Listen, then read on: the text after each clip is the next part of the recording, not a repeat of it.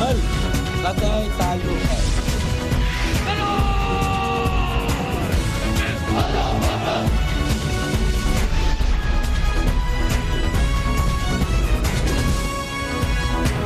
آپ دیکھ رہے ہیں خبروں، تبصروں اور تجزیات پر مبنی پاکستان کا سب سے معتبر نیوز شو دنیا، کامران خان کے ساتھ۔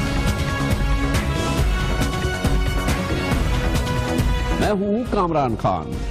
پاکستان کی سیاست کا طرح امتیاز یہ ہے کہ ہم نہیں بتا سکتے کہ کل یہاں کیا ہوگا، یہاں پہ سیاست کیا رخ اختیار کرے گی۔ 70 سال سے یہ ہماری میراث ہے کہ ہم نہیں بتا سکتے کہ کل کیا ہونے والا ہے۔ یہی بات ہے کہ کل جب میں یہ پروگرام آپ کے ساتھ کر رہا تھا، میاں محمد نواز شریف کے ساتھ میں کہتا تھا کہ وزیر اعظم جناب نواز شریف ہے۔ آج جب میں یہ پروگرام کر رہا ہوں، محض 24 گھنٹے بعد میں کہہ رہا ہوں سابق وزیر اعظم جناب نواز شریف ہے۔ جناب نواز شریف 4 سال 3 مہینے 21 دن پاکستان کے وزیر اعظم رہنے کے بعد آج رخصت کر دیے گئے ہیں۔ سپریم کورٹ آف پاکستان نے ایک تاریخی فیصلہ جس کی کوئی نظیر نہیں ملتی، اپنے خصوصی اختیارات آئین کی شق 184(3) کے تحت استعمال کرتے ہوئے پاکستان کی تاریخ میں پہلی بار آئین کی سب سے زیادہ کنٹروورشل شق یعنی کہ 62-63 کے تحت پاکستان کے وزیر اعظم جناب نواز شریف کو ان کے عہدے سے فارغ کر دیا ہے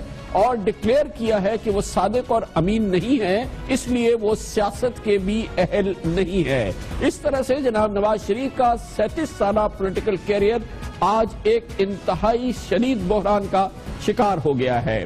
سب سے زیادہ امپورٹنٹ بات یہ ہے، اور جناب نواز شریف کے لیے، پاکستان مسلم لیگ نون کے لیے اور ان کی حکومت کے لیے سب سے بڑی بدقسمتی یہ ہے، اور بڑی امپورٹنٹ بات یہ ہے جو میں بھی آپ سے عرض کر رہا ہوں کہ ان کی سب سے بڑی بدقسمتی یہ ہے کہ جناب نواز شریف کو جس بنیاد پہ آج سپریم کورٹ نے نااہل قرار دیا، اس الزام کا ذکر دور دور تک نہیں تھا ان پٹیشنز میں جو دائر کی تھی جناب عمران خان نیازی نے، جناب شیخ رشید نے اور جناب سراج الحق نے۔ سپریم کورٹ آف پاکستان میں جو شکایات تھی، جو الزامات تھے، اس میں کہیں پر بھی اس الزام کا ذکر نہیں تھا جس کے ذریعے جناب نواز شریف آج سیاست سے نااہل ہو گئے ہیں۔ اور بھی بدقسمتی کی بات یہ ہے جناب نواز شریف کے لیے، ان کی جماعت کے لیے، ان کی حکومت کے لیے کہ یہ موضوع ان 13 سوالات میں بھی شامل نہیں تھا جو سپریم کورٹ آف پاکستان نے جے آئی ٹی کے سپرد کیے تھے کہ ان کے جوابات ڈھونڈ کے لاؤ۔ اصل معاملہ جو ہے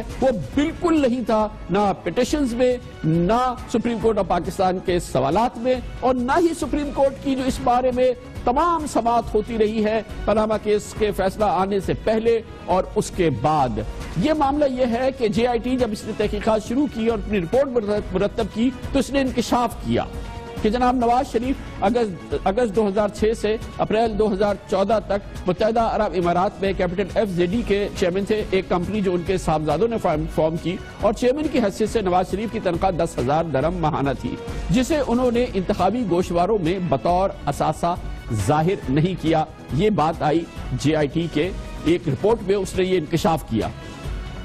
آج سپریم کورٹ آف پاکستان نے اپنے اس حتمی فیصلے میں اسی کو استعمال کیا ہے، اسی کو بارے میں کہا ہے کہ، اور اسی کی بنیاد پہ جناب نواز شریف کا سیاسی پولیٹیکل کیریئر ختم کیا ہے۔ سپریم کورٹ نے آج کہا کہ میاں محمد نواز شریف کی متحدہ عرب امارات کی جبل علی کی کمپنی کیپٹل FZD سے وصول نہ کی گئی قابل وصولی رقم ایک اثاثے کی حیثیت رکھتی ہے، جس کو انہوں نے 213 کے الیکشن سے پہلے اپنے کاغذات نامزدگی میں ظاہر نہیں کیا، اور یہ ایک جھوٹا ڈیکلیریشن ہے۔ اس کی وجہ سے میاں محمد نواز شریف عوامی نمائندگی ایکٹ کے آرٹیکل 62(1)(f) کے تحت صادق اور امین نہیں رہے، اس لیے وہ پارلیمنٹ کی رکنیت کے لیے نااہل قرار دیے جاتے ہیں۔ سپریم کورٹ آف پاکستان نے اس دلیل کو نہیں مانا جو جناب نواز شریف کے وکلاء کی جانب سے دی گئی، جناب نواز شریف کی جانب سے دی گئی، کہ ان کی رقم کا تعین ضرور ہوا تھا مگر کسی بینک اکاؤنٹ سے، کسی دستاویز سے ثابت نہیں ہو سکتا کہ انہوں نے کبھی یہ رقم وصول کی۔ سپریم کورٹ آف پاکستان نے قرار دیا کہ یہ رقم کیپٹل FZD میں تو موجود تھی، وہ جب چاہتے اس کو وصول کر سکتے تھے، اور اس طرح سے یہ اثاثہ ہوتا اور اس کو انہیں ڈکلیئر کرنا چاہیے تھا۔ اصل معاملہ یہی ہے کہ یہ کمپنی ان کے صاحبزادوں نے قائم کی تھی، جبل علی میں دبئی کے فری زون میں قائم کی تھی، اپنے کاروباری معاملات کے حوالے سے قائم کی گئی ہوگی، اپنے والد کا نام انہوں نے اس میں ایک عہدے کے طور پہ رکھ دیا تھا جس کی وجہ سے ان کو دبئی کا اقامہ ملتا، آنے جانے کے لیے ویزے کی ضرورت نہیں ہوتی ہے۔ یہ ہزاروں بلکہ لاکھوں پاکستانیوں نے یہ سہولت حاصل کی ہوئی ہے، اور یہ انہوں نے حاصل کی، اور اس کے لیے کیونکہ قانونی شرط ہوتی ہے کہ آپ کو ایک رقم کا تعین کرنا ہوتا ہے کہ آپ کو وہ تنخواہ کے طور پہ ملے گی، وہ وہاں لکھی تھی، اور وہی چیز آج سامنے آئی ہے۔ سب سے بڑی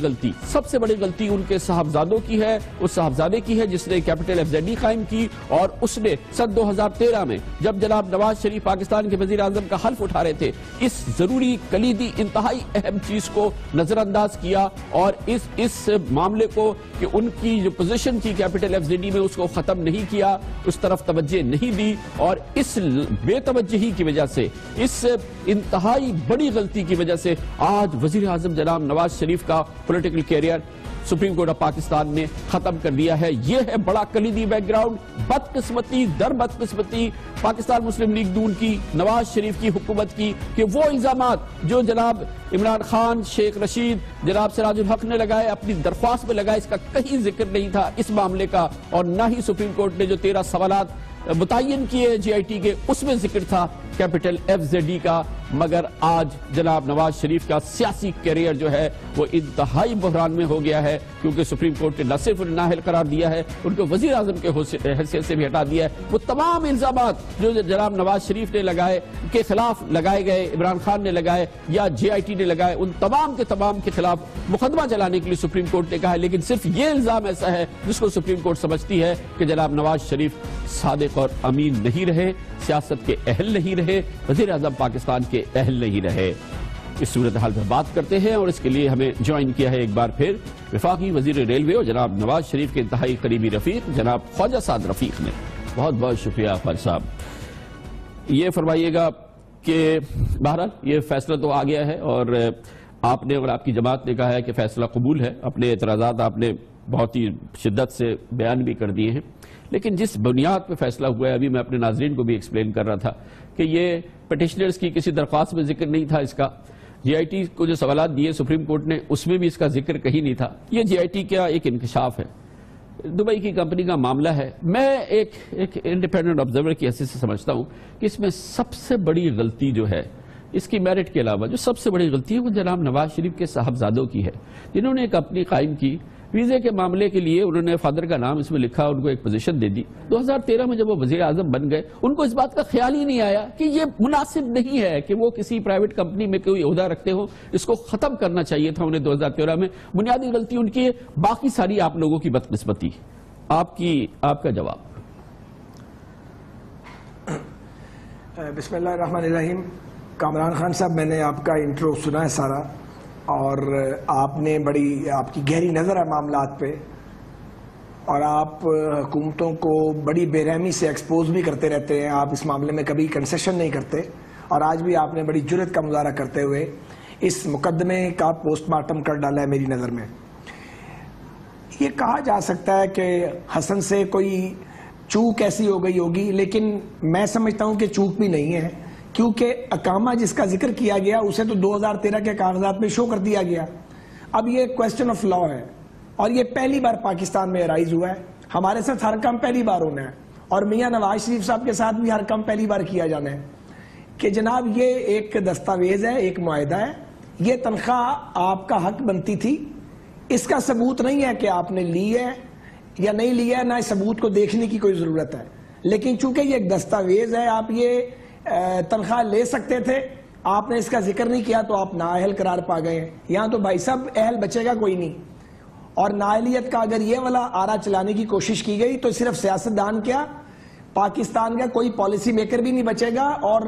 پاکستان کا کوئی بزنس مین بھی نہیں بچے گا اگر یہ معیار اور یہ رویہ اپنایا گیا۔ تو ہم یہ سمجھتے ہیں کہ یہ، لیکن یہ تو اب ہو گیا ہے، اب یہ تو نہیں کہہ رہے خواجہ صاحب کہ کیا گیا، یہ تو ہو گیا، یہ تو ہو گیا. اصل میں تو اب تو یہ معاملہ ہے نا, ویسے تو 62-63 کو ہی لے لے, 62-63 کو کون سا پاکستانی ہے جس نے کہا ہو. اعتزاز احسن صاحب کا کل ہم نے چلایا, انہوں نے کہا کہ جی اس میں تو قائد اعظم بھی پورے نہیں اترتے. جناب عمران خان نے کہا کہ اس میں تو پوری پاکستان کی پارلیمنٹ کھا جائے گی. عمران خان خود اس کے اتنے شدید مخالف رہے, اب انہوں نے انوو کیا, لیکن بہرحال اب تو ہو گیا نا سر, اب تو ہو گیا. میں تو یہ سمجھتا ہوں کہ سب سے بڑی غلطی ان کے بیٹے کی, جس نے 2013 میں ان کی یہ پوزیشن تھی اس کو باقاعدہ سرکاری اور بھرپور طریقے سے ختم نہیں کیا, وہ بھول گیا. کامران صاحب, مقدمہ کرپشن کا بنایا گیا, فسانہ منی لانڈرنگ کا گھڑا گیا, پھر کہا گیا اربوں روپے لوٹ کے کھا گئے, اور اتنی لمبی چوڑی کھدائی کی اور اتنا شور مچا, اور جس طرح ریگنگ کے ڈرامے کے اندر سے کچھ نہیں نکلا تھا, اس کے اندر سے یہ ایک معاہدہ نکلا, وہ بھی کسی اور کی کمپنی نہیں, اپنے بیٹے کی کمپنی کا, جس میں سے ایک پائی وصول نہیں کی. تو بہرحال آپ مالک ہیں, آپ ڈسکوالیفائی کر سکتے ہیں, لیکن میں یہ عرض کرنا چاہتا ہوں فیصلہ قبول نہیں کیا گیا. ہم نے اپنی آفیشیل پریس کانفرنس میں کہا ہے کہ ہمیں یہ فیصلہ قبول نہیں ہے, ہمارے ساتھ انصاف نہیں کیا گیا, ہمیں انصاف ہوتا نظر نہیں آیا. یہ الگ بات ہے کہ چونکہ ایک عدالتی وقار ہے اور پھر ایک ہماری ذمہ داری ہے کہ جب عدالتی فیصلہ آئے تو اس پہ عمل درآمد ہو. سو عدالتی فیصلے پر عمل درآمد ہوا ہے اور اکارڈنگلی عمل درآمد ہوگا. اچھا, لیکن اس کا یہ بالکل مطلب نہیں ہے کہ ہم نے فیصلے کو قبول کیا. اچھا خواجہ صاحب, یہ فرما دیجئے گا کہ اب تو ہو گیا نا, وزیر اعظم صاحب نااہل ہو گئے, سپریم کورٹ کے فیصلے کے نتیجے میں وزارت عظمیٰ انہوں نے چھوڑ دی ہے. میری اطلاع کے مطابق وزیر اعظم ہاؤس بھی چھوڑ دیا ہے. اب فوری ضرورت یہ ہے کہ وہ اپنے جانشین کا انتخاب کرے, پاکستان کا وزیر اعظم منتخب کرے اور اپنی پارٹی کا قائد بھی منتخب کرے. لیکن پہلی چیز تو یہ کہ وزیر اعظم منتخب کرے. کیا فیصلہ ہوا ہے؟ ایک تو کامران صاحب ذرا کریکشن کر لیں کہ ہمارے مخالفین یا آنریبل سپریم کورٹ کی نظر میں نواز شریف صاحب نااہل ہوئے ہیں, پاکستان کے لوگوں کی نظر میں نااہل ہوئے ہیں نہیں ہوئے ہیں, اس کا فیصلہ آنے والے دن کریں گے, اور وہ فیصلہ جلد ہوگا, اس کے لیے بہت زیادہ وقت کی ضرورت نہیں ہے. پہلا فیصلہ تو وہیں ہو جائے گا جب NA 120 پر الیکشن ہوگا, جو 1.5 ماہ کے اندر ہوگا اور عوامی عدالت لگے گی, تو وہاں پھر لوگ اپنے ووٹ کے ذریعے فیصلہ کریں گے کہ ہم اہل ہیں یا ہم اہل نہیں ہیں. شہباز شریف صاحب لڑ رہے ہیں وہاں پہ NA 120 میں الیکشن, صاحب شہباز شریف صاحب لڑ رہے ہیں. میں عرض کرتا ہوں. اب آگے جانشین کی بات, تو شہباز شریف صاحب ابھی دیکھیے فیصلہ کل ہوگا, ڈسکشن ہوئی ہے آج اور اس میں شہباز شریف صاحب کا نام آیا ہے. شہباز شریف صاحب مسلم لیگ کے صدر رہ چکے ہیں برے وقتوں میں پورے پاکستان کے, اور 3 بار وزیر اعلیٰ پنجاب رہے ہیں, اور جماعت میں میاں نواز شریف صاحب کے بعد شہباز شریف صاحب کو فالو کیا جاتا ہے. اور ان کا میرٹ صرف یہ نہیں ہے, بلکہ یہ میرٹ ہے ہی نہیں کہ وہ نواز شریف صاحب کے چھوٹے بھائی ہیں, ان کا اپنا میرٹ, اور یہ بات وہ ہے جو سب کو پتا ہے, وہ ایک نہایت محنتی شخص ہیں اور انہوں نے پنجاب میں گورننس کا نیا ماڈل ڈیولپ کیا ہے. تو اگر شہباز شریف صاحب کے بارے میں فیصلہ ہوتا ہے تو اس کو پوری پارٹی سپورٹ کرے گی, بھلے کسی اور کے بارے میں بھی فیصلہ نواز شریف صاحب کرتے تو پوری پارٹی اس کو سپورٹ کرتی. کل فیصلہ 4 بجے ہو جائے گا. اچھا, یہ فرمائیے گا شہباز شریف صاحب اگر ہوں گے تو پہلے تو ان کو منتخب ہونا ہوگا, تو جو